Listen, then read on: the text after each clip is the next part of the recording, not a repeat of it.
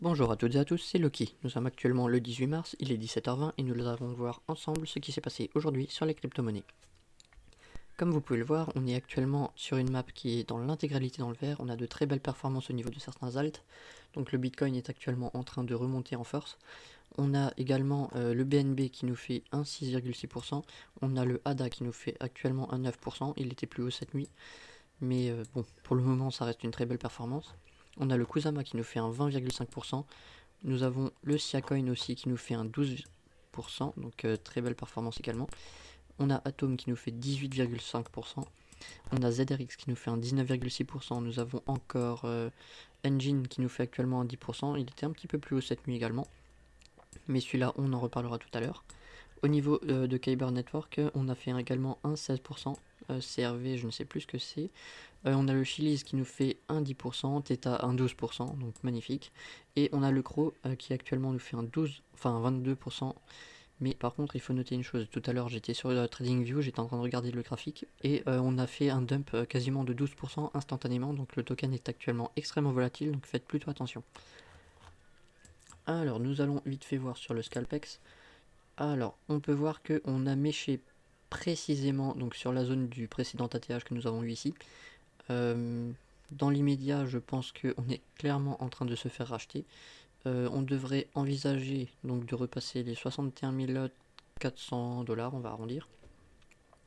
Et si ça devait être le cas, on devrait vraiment connaître une très très forte hausse sur les jours à venir. Tant qu'on n'a pas de rejet, il n'y a pas vraiment à s'inquiéter.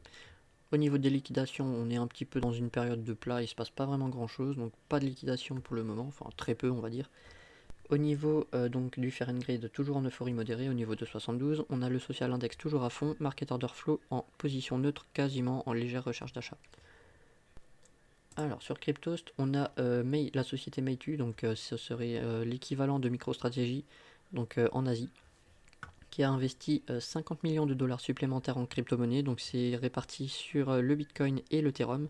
Donc si ces gens-là investissent maintenant, c'est sûrement pas pour laisser le marché chuter. On a le PDG de Visa donc, qui confirme qu'ils vont tout simplement lancer plus de services au niveau des crypto-monnaies. Et il s'intéresse particulièrement donc aux stablecoins. Donc ce sont les crypto-monnaies qui sont basées sur les monnaies fiat. Donc, tout ce qui est euro, USD, enfin pour le moment c'est extrêmement bullish. Et il faut bien prendre en compte que si Visa commence à se lancer vraiment pleinement dans les crypto-monnaies, Mastercard devrait probablement suivre.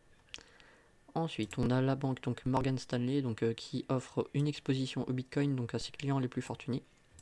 Donc pour rappel, pour ceux qui ne le savent pas, enfin donc c'est pas vraiment un rappel, pour ceux qui ne le savent pas, donc c'est 5400 milliards de dollars sous gestion. Donc c'est quand même vraiment très gros. C'est pas encore BlackRock, mais bon BlackRock c'est 7800 milliards il me semble. Ça a dû monter récemment je pense. Mais en tout cas, on voit qu'à l'époque ils n'étaient pas spécialement pour le Bitcoin. Actuellement ils sont complètement en train de se retourner. Euh, c'est extrêmement positif et pareil, comme au même titre que Visa et tous les autres fonds d'investissement, si ces gens-là rentrent dans le marché, c'est sûrement pas pour voir le prix chuter. Et ces gens-là, surtout, ils investissent sur un petit peu plus long terme que de simples petits traders. Alors, ensuite, le Bitcoin est-il menacé par Ethereum? Alors, à court terme, j'aurais tendance à dire que non, pour une raison tout simplement évidente. Le Bitcoin reste quand même le king des cryptos, hein. Pour le moment, il n'y a rien à en dire, sa place est incontestable. Par contre, il faudra voir au moment où Ethereum va passer en proof of stake. Ça pourrait éventuellement se discuter donc sur les années à venir. Mais ce qui me fait dire ça, c'est que Ethereum, faut pas oublier un détail, c'est qu'il est infiniment plus polyvalent que le Bitcoin. Donc c'est clairement pas la même utilité, on va dire. Mais oui, non. Enfin, franchement, si Ethereum réussit sa transition en proof of stake et que tout se passe bien, franchement, il n'y a rien qui ne l'empêcherait de dépasser à long terme le Bitcoin. Alors peut-être pas sur les 5-6 prochaines années, mais à long terme, il n'y a pas de doute qu'il va y arriver. Ensuite, on a rué vers le Bitcoin, donc 100 000 nouveaux utilisateurs arrivent sur les échanges de crypto-monnaies chaque jour. Donc pour le moment, on a un petit moment d'euphorie, les gens commencent à s'intéresser un petit peu de plus en plus aux crypto-monnaies. Après, est-ce qu'on a atteint un niveau d'euphorie suffisant? Ben, j'aurais tendance à vous dire que non, on ne le voit pas encore sur le graphique. On n'est pas encore complètement parabolique, mais effectivement, on commence à avoir un intérêt particulier au niveau de ceux qui n'avaient pas forcément de connaissances à la base. Ensuite, on a le groupe Casino qui veut se lancer dans le premier stablecoin français adossé à l'euro. Donc la chaîne de distribution Casino qui va lancer ce projet sur la blockchain Tezos. Donc c'est, si je dis pas de bêtises, là où il y a actuellement la gendarmerie. On a ils ambitionnent donc de révolutionner le projet de fidélité donc dans des magasins avec des partenaires comme CoinHouse, la Société Générale, Nomadic et PwC France. Donc un stablecoin pour remplacer les points de fidélité. En vrai, c'est à suivre. Voilà. En vrai, un stablecoin indexé à l'euro, ça serait pas déconnant, mais il me semble que les derniers qui ont essayé se sont un petit peu vautrés. Donc ça reste un projet à suivre dans l'immédiat, à voir comment ça va se concrétiser. En tout cas, au niveau de crypto, c'est à peu près tout. On va passer vite fait sur TradingView. Alors, au niveau des tokens qui sont sur Swissborg, je voulais vous montrer le Kyber Network qui est actuellement en train de nous faire une très très très belle configuration. Donc on a eu une période d'aplat au niveau des bandes de Bollinger. On a actuellement eu un signal d'achat donc sur la cassure de 7 ATH. On a également la cassure de la Tenkan, donc extrêmement bullish, très fort volume en soutien. On est en zone actuellement de surachat au niveau du RSI. On a eu un rebond au niveau du MACD. Pour le moment, il n'y a rien qui indique que la hausse est finie. Pour les traders, le seul moment où vous pourrez éventuellement avoir un signal de sortie, ce serait éventuellement quand on retranspercera la Tenkan qui est actuellement ici à la baisse. Pour le moment, c'est clairement pas envisageable. On a donc le engine, mais celui-là je vais essayer de faire une vidéo tout à l'heure si j'y arrive pour faire une analyse spécifique. On voit que pour le moment on a testé son ATH d'il y a 2-3 jours. On a actuellement été rejeté. Donc pour le moment c'est pas spécialement positif. On pourrait avoir un double top en formation. Pour le moment rien de confirmé. Au niveau du RSI on reste toujours positif. Au niveau du MACD un petit moment de faiblesse. Donc il faut vraiment surveiller cet actif. Je vais essayer d'en reparler plus en détail tout à l'heure. Ensuite, on a REN Protocol. Donc actuellement, on a une période de faible volatilité. Les bandes de Bollinger sont complètement à plate. On pourrait s'attendre à un mouvement relativement puissant dans les jours à venir. Donc, premier objectif, ce serait tout simplement de casser les 1,34$ et par la suite les 1,75$ qui représentent actuellement un ATH. Donc, on repasserait en zone de découverte de prix, ce qui serait extrêmement bullish en termes de progression possible. Alors, on a une période d'aplat actuellement au niveau des 48 sur le RSI et une potentielle transition à la hausse au niveau du MACD. Alors, on n'y est pas encore, mais en tout cas, ça pourrait être prévisible. Alors, à ce niveau-là, c'est plus ou moins tout. Swissborg, vite fait. Pour le moment, on a un rejet sur l'ATH, pas grand-chose à en dire. On n'est pas très favorable au niveau du RSI ni du MACD. On n'a pas beaucoup de volume pour le moment. On pourrait envisager de retourner sur les 1,15$ dans l'immédiat. C'est tout simplement la zone de support majeur de la Kinjun. Pour le moment, pas beaucoup plus à en dire. Quoi qu'il en soit, on reste totalement dans une tendance haussière. Il n'y a rien qui pourrait tout simplement nous indiquer le contraire. Alors, je voulais voir aussi les tokens sur Binance. Alors, on a le projet Alice qui nous fait une grosse mèche actuellement. Donc on a réussi à atteindre les environs des 20$ aujourd'hui. Finalement on a été rejeté, on est actuellement aux environs des 15, ce qui nous fait toujours une belle hausse aux alentours de 9%. Donc à voir si on a fait tout simplement un bottom sur cette zone là, aux alentours des 14,2$. Ensuite Riff Finance, donc il se passe vraiment pas grand chose suite aux nouvelles récentes, c'est un petit peu triste pour le moment. On est vraiment à plat, il n'y a vraiment rien qui se passe. On a actuellement une consolidation de quelques dixièmes de centimes. Enfin, c'est un peu ridicule ce qui se passe sur IF actuellement.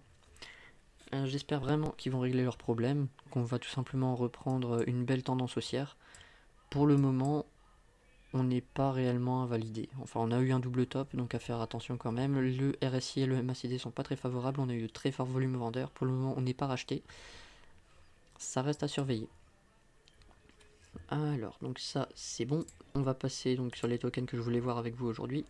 Alors au niveau de VeChain, donc on est en train actuellement de buter précisément sur le dernier ATH. Donc sur ce niveau-là, aux alentours des 0,78 centimes. Donc pour le moment, tendance haussière totalement marquée, on n'a toujours pas de signal de vente. Donc extrêmement bullish. Sur Chiliz, donc Chiliz, on est actuellement en train, suite à un rebond sur la Kinjun, de casser tout simplement la Tenkan, c'est extrêmement bullish. Regain de force au niveau du RSI. Par contre, légère perte de force au niveau du MACD, donc on voit qu'actuellement on est plutôt décroissant à ce niveau-là. Vite fait, je vais passer en 4 heures pour voir s'il y a un petit peu plus à en dire. Alors au niveau du 4 heures, on a les bandes de Bollinger qui sont quasiment plates. On est en train de virer littéralement à l'horizontale, on n'a pas beaucoup de volume, donc on pourrait avoir un choc de volatilité à prévoir.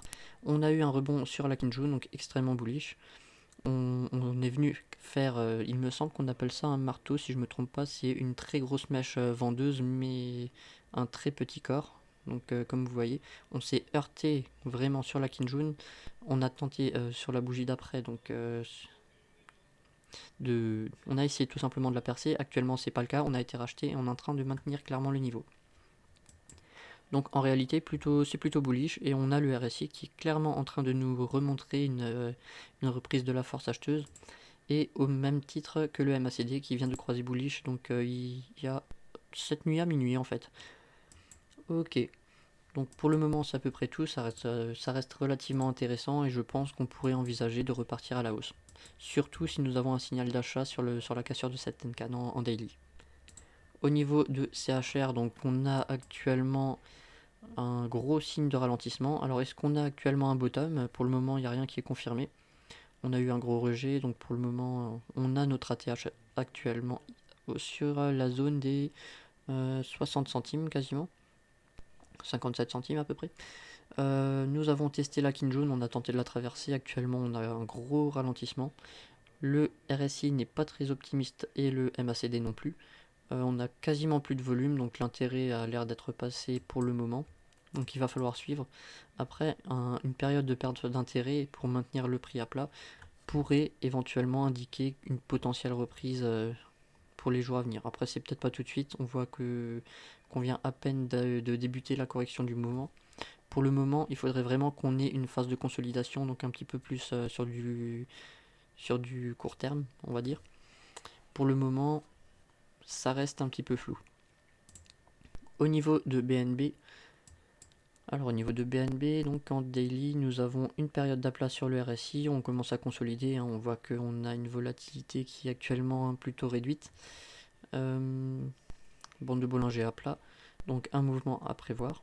On a le RSI qui commence légèrement à ralentir, donc on est clairement encore vendeur dans l'immédiat.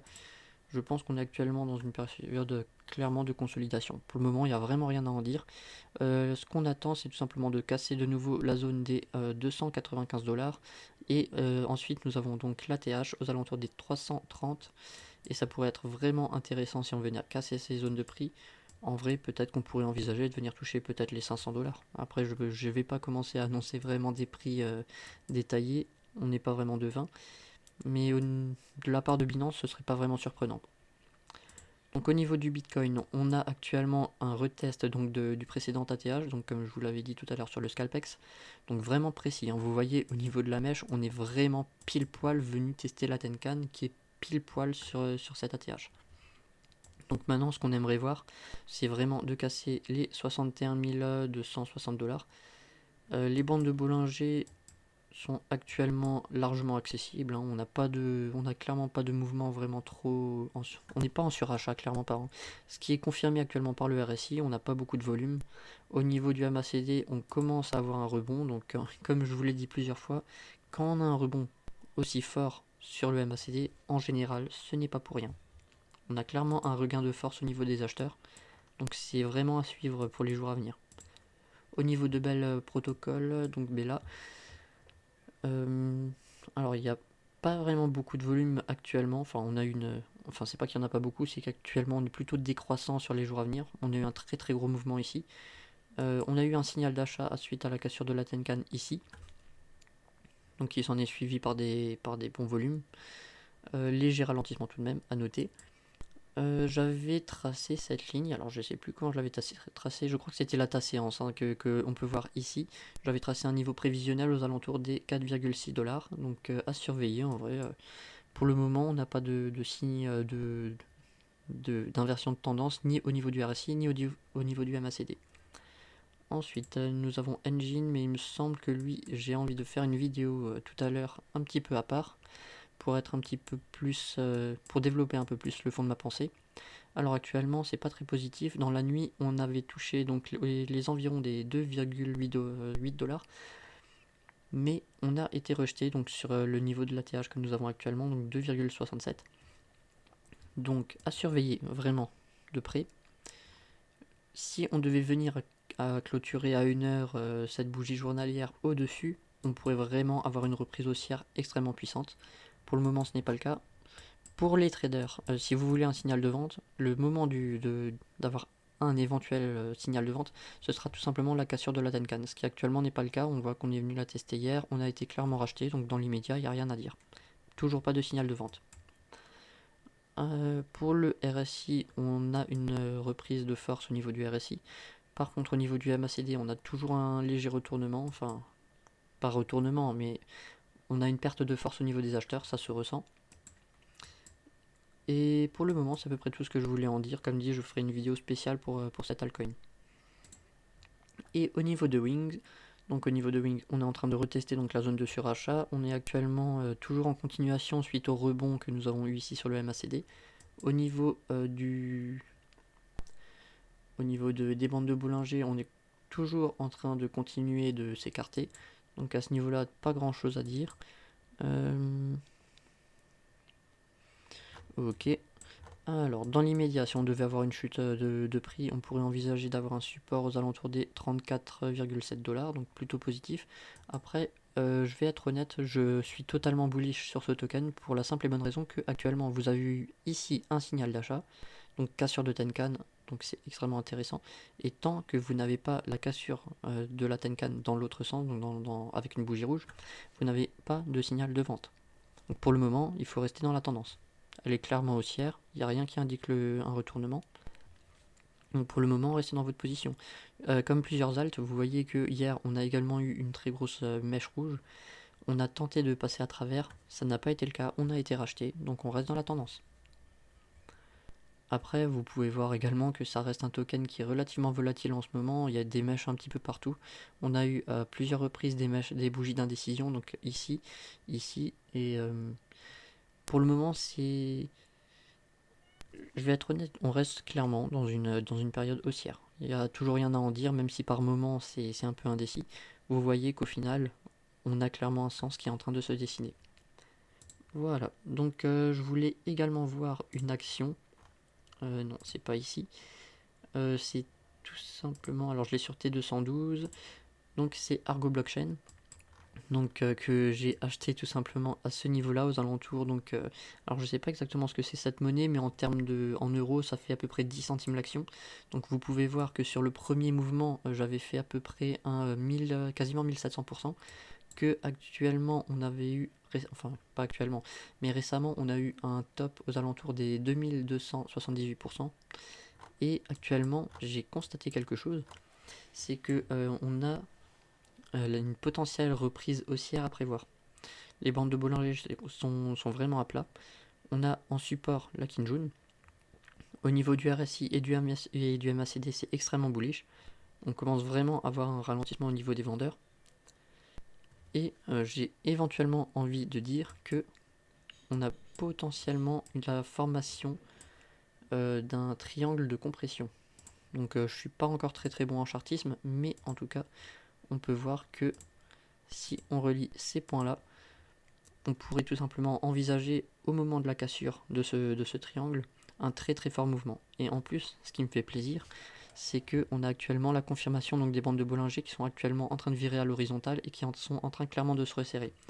Et comme toujours, quand les bandes de Bollinger sont plates et horizontales, ça indique tout simplement un très fort mouvement. Donc pour le moment à surveiller, personnellement je n'ai toujours aucune raison de les vendre. Quoi qu'il en soit, c'est à peu près tout pour aujourd'hui. Je vous souhaite une bonne journée. Au revoir.